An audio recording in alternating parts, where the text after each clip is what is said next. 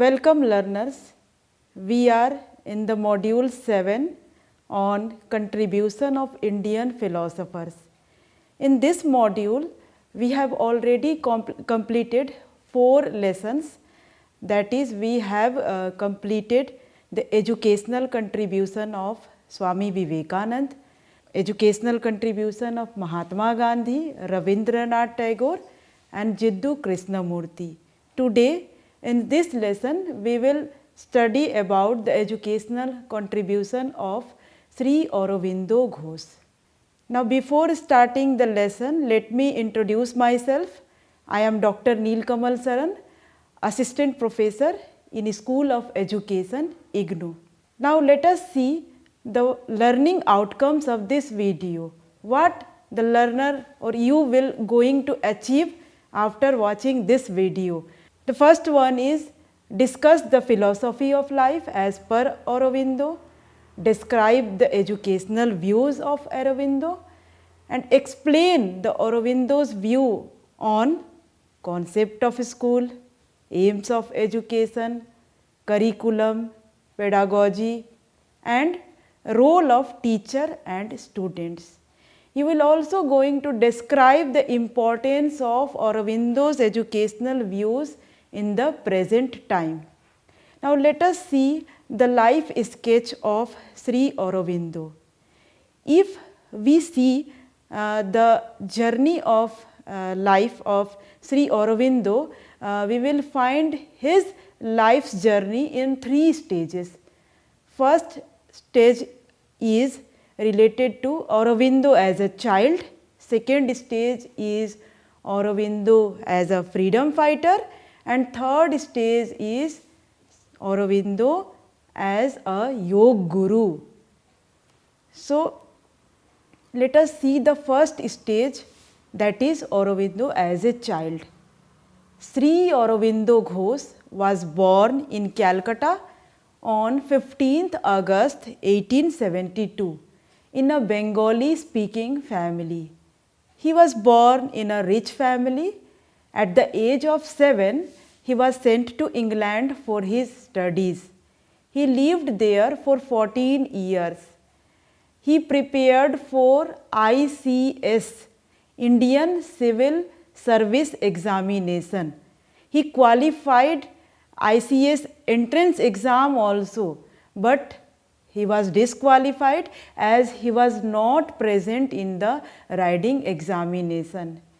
At that time, Indian Civil Service exam was too tough. Riding examination, they took one riding examination also. It was a part of Indian Civil Service exam. After returning to India in 1893, he joined as Professor of English at Baroda College in Gujarat. Though he studied from abroad, from England, his educational ideas and theories were as per the needs of Indians. Later on, he joined Indian National Congress and became an active freedom fighter. He started 2 weekly editions. One was in English and another was in Bengali. The English weekly edition was Bande Matram and Bengali weekly edition was Yugantar, in which he used to write his thoughts related to freedom so that it can reach to common people and common people can be encouraged for freedom. In 1908, he was arrested and sent to jail for Alipur bomb case. In jail, he studied literature on religion, spirituality and philosophy. He learnt yoga and meditation also. It is that stage where his views of life were changed due to these spiritual experiences. After coming out of prison, he published Karma Yogin in English and Dharma in Bengali. In 1910, Aurobindo went to Pondicherry and spent his rest of the life there in doing spiritual practices. He spent 40 years in Pondicherry and by doing spiritual practices. He did spiritual practices there, and gradually from Aurobindo Ghosh he became Sri Aurobindo Ghosh, Yog Guru Sri Aurobindo Ghosh. In 1926 he established Aurobindo Ashram in Pondicherry. He initiated an international ashram and international center of education and social activities. Auroville as a city of human unity was his experiment in Pondicherry in India. Sri Aurobindo died on 5th December 1950. Now let's see the philosophy of life according to Aurobindo. Aurobindo's philosophy of life was based upon his ideas of idealistic philosophy of Vedas and Upanishads. His philosophy, he belongs to idealistic school of philosophy. So his philosophy was related to this idealistic thoughts. In other words, we can say that his philosophy was based on truth, beauty and goodness. And the ultimate aim of life according to idealistic school of thought is to attain salvation. So, according to Aurobindo also, our ultimate aim of life is to attain salvation. His philosophy was related to awakening of spiritual being of man. To awaken the spiritual being or to attain salvation, what human has to do? Human has to become superhuman. From human, he or she has to become superhuman. Now, how he or she can become a superhuman?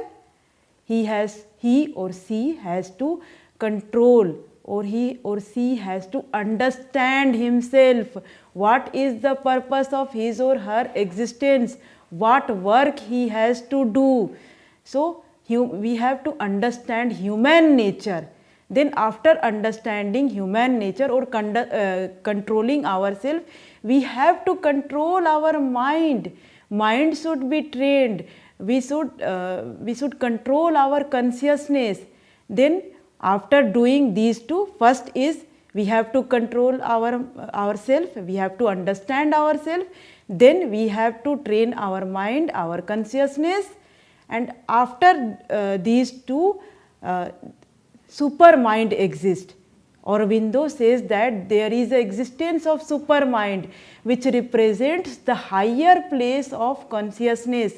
This means that it is the stage, super mind is a stage where human being is free from materialistic desire, the pains and sufferings, ignorance, his greed. So, this is the higher place of consciousness. It is the stage where human being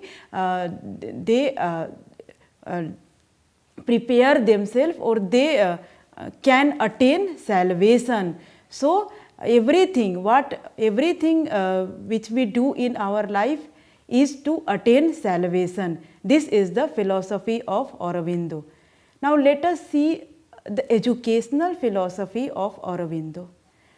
Aurobindo's educational philosophy was based on integral education. He has given the concept of integral education. Now, this is very important. Integral education. What is integral education?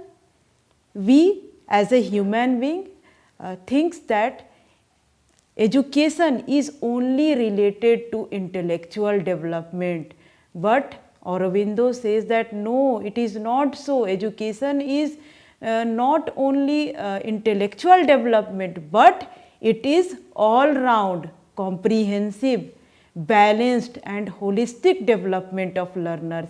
It is the integral growth of the human personality, body, mind and soul. All three things should be educated. Aurobindo says that not only mind but body, mind and soul, all these three should be educated. Integral education should have 5 major aspects according to Aurobindo. The first one is the physical being. Physical being means tapasya or yoga of beauty, means the student should be given physical education. They should understand the they should understand their physical activities. They should control their physical activities. They have to understand about themselves. Next is the vital being. Vital being means tapasya or yoga of power. Aurobindo says that the senses should be trained, because these senses are the root cause of all the desires. So, our sense organs should also be trained. Our hearing skills, speaking skills, listening skills, all these skills should be trained or educated. Now, third one is the mental being. Mind should be educated. Students should be given knowledge. Students should discover new knowledge, and they should apply this knowledge in their life situation. So, mind should be educated, mind should be trained. Now, the fourth one is the psychic or tapasya or yoga of love. This is related to psychological part of human being. The psychic consciousness of human being should be trained or educated. Child should be given the education of the soul. Now, we have educated the physical part, vital being, mental being, psychic being. Now, the next is spiritual development. When the child has given physical education, vital education, mental education and psychic education, he or she gets liberated from the materialistic desires, pains, sufferings of the world. He or she has overcome over his greed, over his desires. So, spiritual development is also important. Integral development of physical, vital, mental, psychic and the spiritual development all bring about the transformation of man into a spiritual being. Why we are getting education? We are getting education because we have to attain salvation. We have to get free from this materialistic desire. Now, let us see what are the aims of education according to Sri Aurobindo. Now, we have seen that Aurobindo's educational philosophy revolves around 3 things. First one is body, second is mind and third one is soul. So, as his aims of education also revolves around 3 things, it is related to body, training of mind and training of soul. Let us see it one by one. First aim of education is perfection of soul. The main aim of education is to help the child to grow his soul, to draw out the best and make it perfect for a noble cause.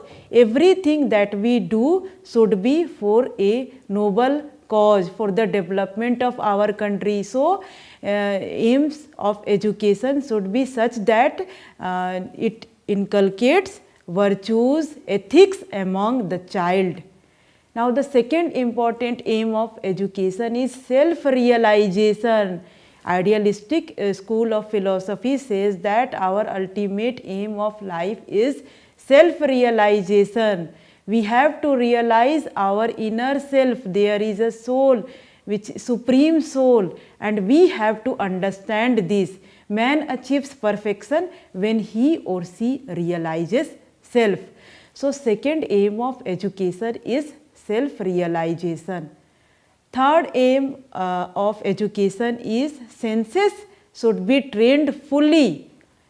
senses, our smelling should be trained, speaking skills, listening skills, hearing skills, all should be trained. Education should be such that all should be trained. Aurobindo also says that the senses can be trained fully when manas, chitta and nerve are pure. Manas is related it is related to our thought. Chitta is related to our consciousness, and nerve, these all three things should be pure. Another important aim of education is to develop consciousness. According to Aurobindo, education has 4 levels. Now, this is another important aim of education, that education has 4 levels. First one is Chit. Chit is related to our memory, conscious and unconscious memory, or we can say that passive and active memory. Manas is related to thought process, the thought which comes in our mind, and intelligence is related to the discrimination between right and wrong. Now, when we have controlled our thought processes, we have controlled our memory, and we can distinguish or discriminate between right and wrong, then we can achieve the 4th level, that is knowledge. It is the stage where super mind exists. Highest level of, it is the stage of highest level of consciousness where man gets free from this materialistic desire. A teacher should develop all these 4 levels harmoniously.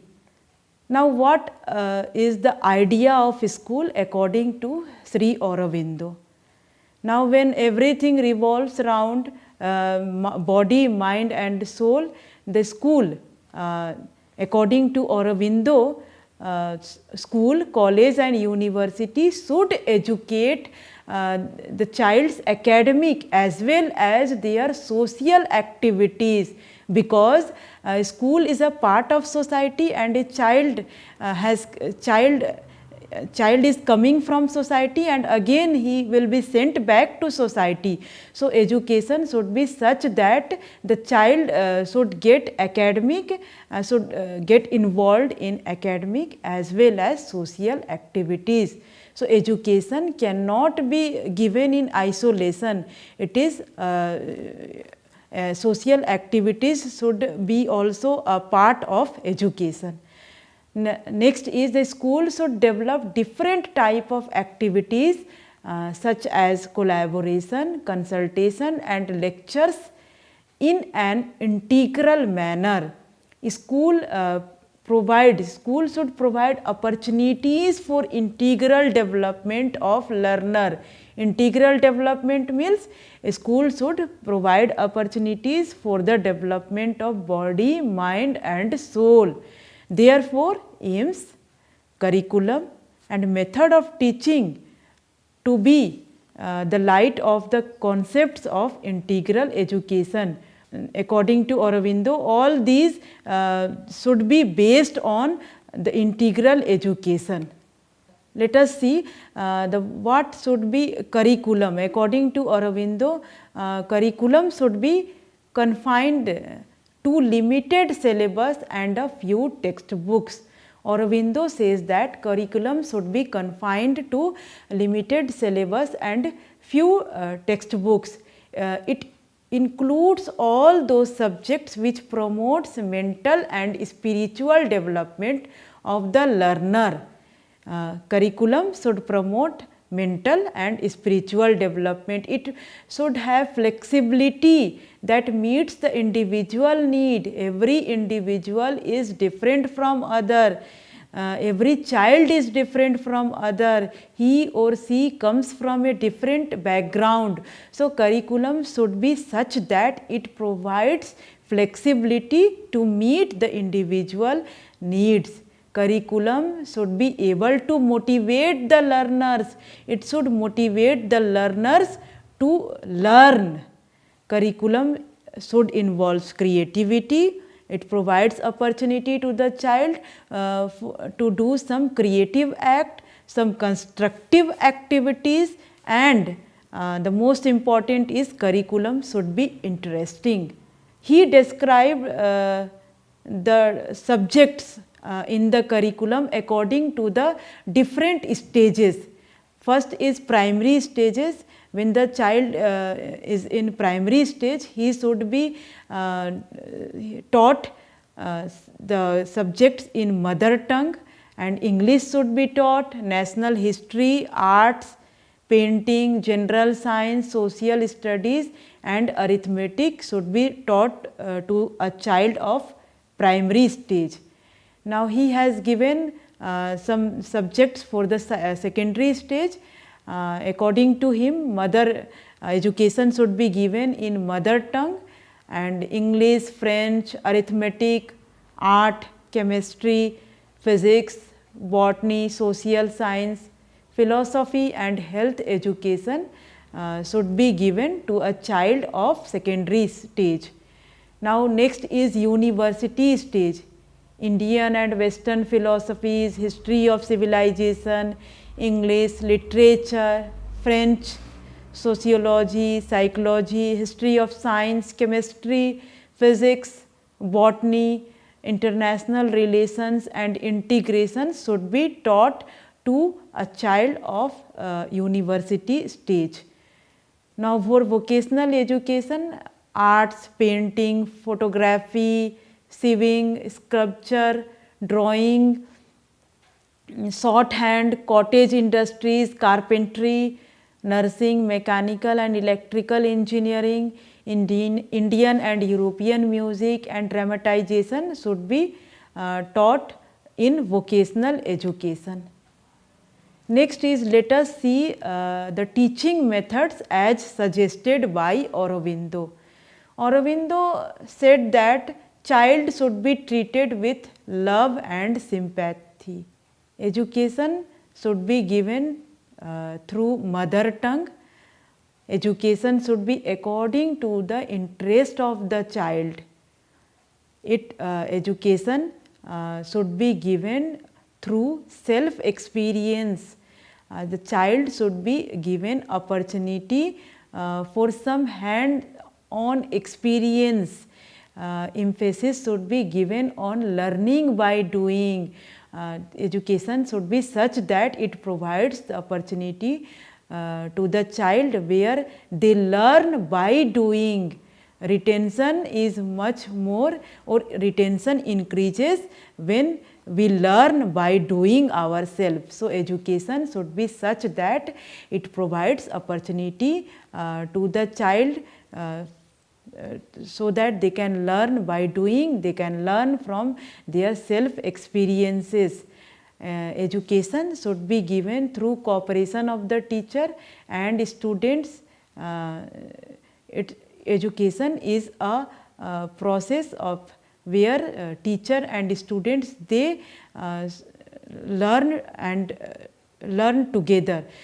Means teacher should cooperate with the students and help them in learning. A free environment should be provided to the child so that they can gain more knowledge through their efforts. Education should be according to the nature of the child. This is one important which was given emphasis by Aurobindo, that education should be according to the nature of the child.